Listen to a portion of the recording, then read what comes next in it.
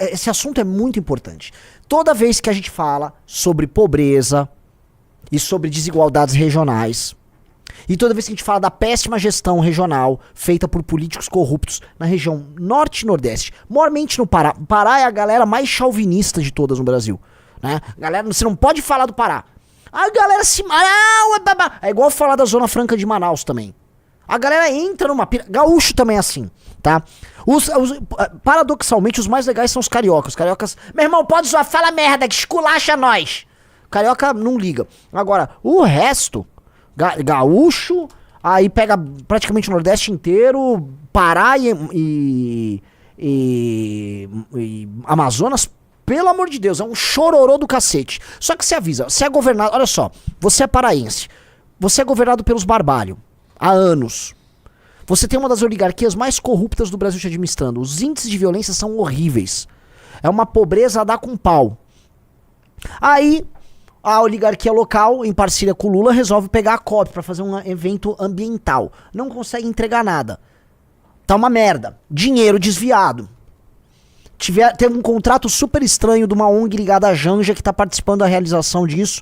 Deram dinheiro, vamos dizer, cota extraordinária de dinheiro pro evento. Acho que é uma matéria, inclusive, que o Chalders fez. Ou seja, virou piada. E aí, no final, não entrega nada. A galera, olha aqui, ó, bota aí na tela, ó. Motel muda camas e cobre espelhos para receber comitiva. A galera tendo que ir pra motel. Você imagina um chefe de estado descendo, pousando lá pra fazer evento. O que o Kim soube, inclusive, né? Que certas delegações falou: a gente vai ter que mandar delegação, mas como é que vai fazer? A gente se hospeda no Rio ou em Brasília. Vejam só a loucura. Hospeda no Rio, em Brasília, vai, participa da conferência, volta pro Rio ou pra Brasília ou pra São Paulo. E aí retorna pro país. Só que quando eu falei isso, né? A galera ficou puta no Pará. Recebia ligações de paraenses indignados. Ah, mas vocês estão com inveja. Agora é a vez do mundo conhecer nosso açaí. O mundo vai conhecer o tacacá. Vai tomar no cu, meu. Que é isso? Que papo é esse de... É um papo meio indígena, assim. Tipo, o mundo vai conhecer que a gente come uma goma aqui. Oh, que conversa mole. Vocês estão sendo tratados igual uns bichos por essa elite dirigente vagabunda aí do Pará. Aí não, o mundo vai conhecer, o mundo tá conhecendo uma desgraça administrativa. Vocês estão passando vergonha perante o mundo. O Brasil, por extensão, tá passando vergonha perante o mundo.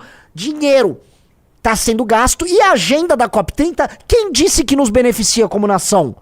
Quem disse que esse monte de ONG, que quando pode soltar parecer e laudos sobre a agricultura extrativista inimiga da natureza aqui do Brasil, quem disse que esses caras estão vindo aqui e isso vai nos beneficiar? Isso não nos beneficia. São só vocês, com essa carência que brasileiro tem de atenção de gringo, achando que o mundo... Ai, o mundo tá apaixonado. O mundo não tá. O mundo tá vivendo outra coisa. O mundo tá em outra. Nós somos, infelizmente, periferia do mundo. E é a triste verdade. Um cara botou o G correu. O mundo não quer meu cuscuz. Porque assim, meus amigos do norte e meus amigos do nordeste, o mundo tem que querer bons produtos feitos por vocês. O mundo tem que querer visitar cidades arrumadas, limpas, prontas para o turismo. O mundo tem que receber serviços feitos por vocês. O mundo tem que admirar vocês pela qualidade de vida que vocês têm para vocês. O mundo não tem que achar legal o seu cuscuz. O cuscuz... Se você é do Nordeste, tá lá no final da fila, dane-se o cuscuz, cara. Ah, meu cuscuz, não sei o quê. Não, cara, isso fica lá no final da fila. É uma falta de orgulho próprio. Você ficar com essas coisas, tipo, olha como eu sou singelinho, eu sou singelo, vem conhecer minha renda. Isso é singelo. Não é isso, cara. Venha conhecer minha produção de aviões, tá? Venha conhecer minha forte indústria de determinado setor. Venha conhecer o urbanismo da minha cidade. Venha conhecer minha praia que não tem um assalto sequer. Deveria ser essa a preocupação. Certo? Essa deveria ser a preocupação. Venha conhecer minha rede de estradas e venha fazer negócio com empreendedores do meu estado, trazendo dinheiro aqui pra dentro. Essa é a postura altiva. Certo? Agora essa... os gringos vão vir e vão gostar do meu cuscuz. O gringo vai curtir meu tacacá. Para, que coisa... Volta a brejeira, singelinha. Que coisa... olha o gringo que me dá migalhas. Me dá migalhas. Que isso? Coisa passiva. Quem é assim, quem se comporta dessa maneira, fica numa negociação global, sempre lidando, sabe o quê? Assim, ó, eu entro com matéria-prima, venha gringo, vou negociar com você, americano, terras raras, leve aqui o que tem debaixo da minha terra, porque eu sou incapaz de eu próprio de extrair isso e de tornar isso em riqueza e transformar a riqueza e levar essa riqueza pro mundo. Portanto, eu vou ficar aqui singelinho. Para com essas singelices. Para. Isso é uma coisa que tem que parar, definitivamente. Só que isso, assim, do Oiapoque ao Chuí, nós temos esse comportamento. É um comportamento, especialmente diante do estrangeiro, do outro, um comportamento servil. E repare, eu já falei pra vocês, toda vez que você tem um setor do Brasil que dá certo, a postura dele não é essa. Você pega o agro brasileiro, ele briga com o agro americano. O agro brasileiro é dominante. O agro brasileiro é masculino. O agro brasileiro, assim, eu tenho um produto bom, meu produto é da mais alta qualidade, com todas as certificações, preço melhor, eu dou mais safra por ano do que os caras, vou brigar com o americano no público europeu. Vou disputar mercado com os Estados Unidos e é isso aí. A ponto dos Estados Unidos botar aquelas ONGs com aquelas campanhas Farms Here, Forest There, né? É esse o jogo. O agro brasileiro é pica. Pelé, pica. Ayrton Senna, pica. Ayrton Senna é aquela coisa, o sistema tá contra mim, o Alan Prost bateu o carro em mim, beleza, no seguinte eu vou tacar o carro no Prost e é o seguinte, quero ver me tirar o título, quero ver me roubar de novo, quero ver. Isso é dominância, pô. Mas parece que a gente tá perdendo esse espírito de dominância, que é um espírito que tá desde o período dos bandeirantes, o período da formação do exército trino que nós tivemos para expulsar os holandeses, tá? O período de nós conquistando um espaço colossal, né? O Brasil em termos territoriais é uma das maiores nações do mundo. E virando aquela turma que perdeu de 7-1 pra Alemanha em 2014, eu só queria levar alegria pro meu povo, aquele Davi Luiz, essa alegria, não, eu tô atrás de alegria, ai, alegria, eu preciso de alegria, a gente é alegre, não, nenhum grande povo na história se definiu como alegre. Os alegres romanos, oi? Não era. Os persas muito alegres, não é nada disso, não. Os chineses, as dinastias, a alegria deles. Não, diante da invasão persa, os atenienses foram alegres. Não. Nossa identidade não pode ser alegre, sou festeiro, sou feliz. Não, cara. Não é isso, não. Isso não determina o sucesso de uma nação e a sobrevivência de uma nação. Até porque... tá? O concerto das nações é, acima de tudo, violento. É sobre força, é sobre imposição. Achar que o mundo é como se fosse uma feira em que você passeia de maneira lúdica e é aceito com seu carisma, isso é uma besteira. Isso é uma besteira. Um cara mandou os alegres mongóis, né? É isso, cara, pelo amor de Deus, não entremos nisso. Só que a gente quer ser visto dessa maneira. Tá? E se você acha que o mundo vai te ver dessa maneira e vai te perdoar e vai te poupar, não, porque o mundo é mau. No fim do dia não adianta nada você ser alegre. Imagina se o agro brasileiro fosse alegre, né? Tô disputando esse mercado aqui contra os Estados Unidos, mercado europeu de carne, Brasil versus Estados Unidos, tá? A gente é alegre. O que isso quer dizer? O que isso significa? Eu coloco isso, tá? Eu acho importante a gente trabalhar nesses termos aqui, porque é uma grande ilusão. E assim, nós temos que reviver esses elementos. E são elementos da brasilidade que eles são elementos históricos. E eu acho que a gente tem que fazer uma certa retrospectiva para ver a razão pelo qual a gente... do meio do século XX pra cá, começou a se definir dessa maneira. A gente pode fazer anotem aí, joguem aí pro Dark MBL a gente fazer. Eventualmente o Impera tá aqui. Porque pode ser que isso tenha sido algo gestado já durante o governo Vargas. E é muito estranho, porque o Vargas tinha uma postura caudilhesca, né?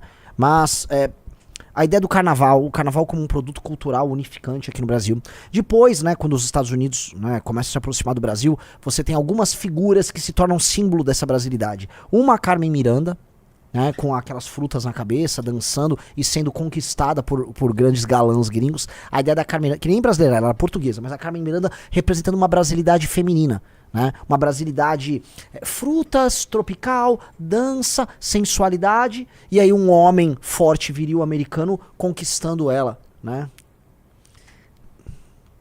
Nosso papel no mundo não pode ser esse. Mesma coisa também o Zé Carioca, né? Aquele personagem que tenta... Num dos primeiros episódios que foi criado, o Zé Carioca, ele encontra o Pato Donald e o que ele faz é levar o Pato Donald a erro, dando bebida. Ele embebeda o Pato Donald, apresenta cachaça pro Pato Donald, né? Então, veja que o americano já cria a imagem do brasileiro como um sujeito sinuoso, festivo, malandro, pouco confiável, mas divertido, né? Leve, mas pouco confiável. Essa sinuosidade que está presente em um determinado tipo de homem, especialmente no Rio de Janeiro, não representa o Brasil. Por exemplo, o Brasil da Paulistânia, que é o Brasil que realmente cresceu, não tô falando que cresceu economicamente, que expandiu o território, não é o Brasil do Zé Carioca. E nada contra o Brasil do Zé Carioca, assim, é um elemento. O Zé Carioca é um elemento do Rio de Janeiro. Não é nem um elemento aristocrático do Rio de Janeiro. Agora, o Brasil da Paulistânia não é isso. O Brasil do Gaúcho não é isso. O Brasil do sertanejo não é isso. Então, aí a gente ficou determinado por essas características muito femininas, né? Sinuosidade, caráter duvidoso, leveza. E aí talvez a gente acreditou nisso. E a gente acreditou e começou a achar que a nossa identidade é essa e que nós devemos ser aceitos e interpretados pelo mundo desta maneira. Esta não é uma maneira vencedora de ser vista pelo mundo. Definitivamente não é.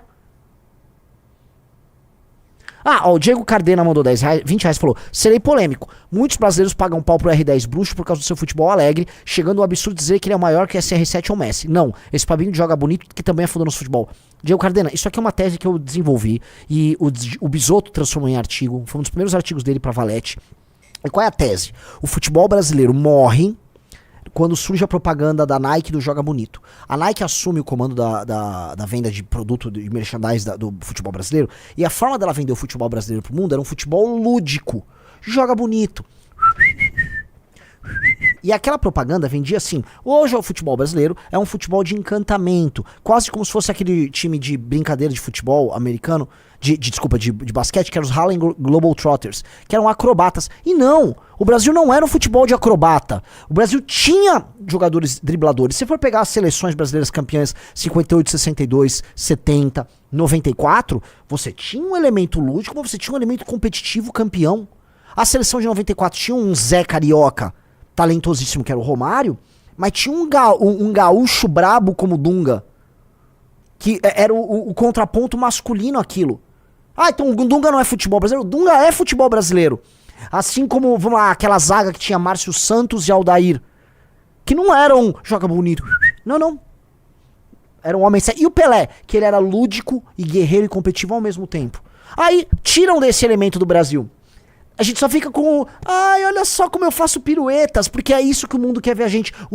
Nós somos os fazedores de pirueta. Nossos homens fazem pirueta, nossas mulheres são sensuais, e eles vêm aqui e pegam o que é nosso. Vai tomar no cu. Não é isso, você não vai fazer uma grande nação com essa merda. Nós precisamos reviver os nossos elementos patriarcais e masculinos.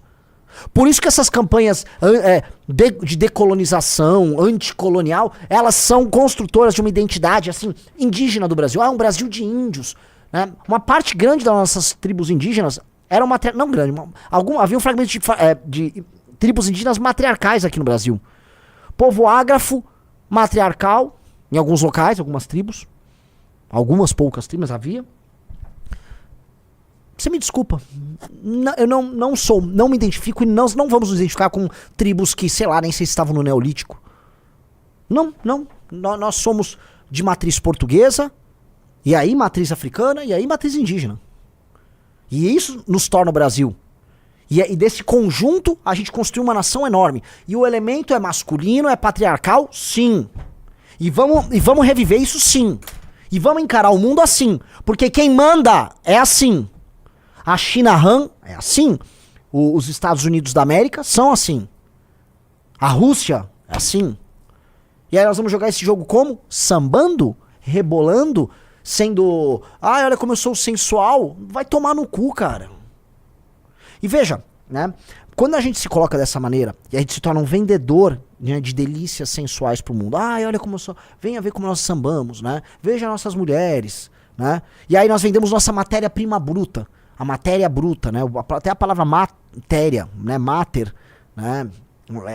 Denota o elemento feminino aí.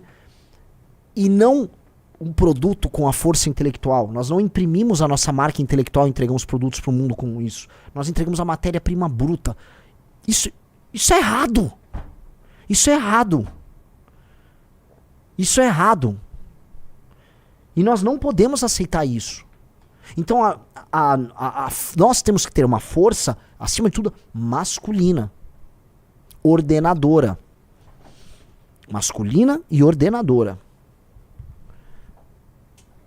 Deus, Estado e Bolsa Família. Tem tudo a ver. O Estado assistencial é um Estado, não é nem paternalista, é um Estado maternalista. Tanto que você constrói, no fundo, uma sociedade matriarcal com esse estado de bem-estar social. E eu não quero viver numa sociedade matriarcal. Não mesmo.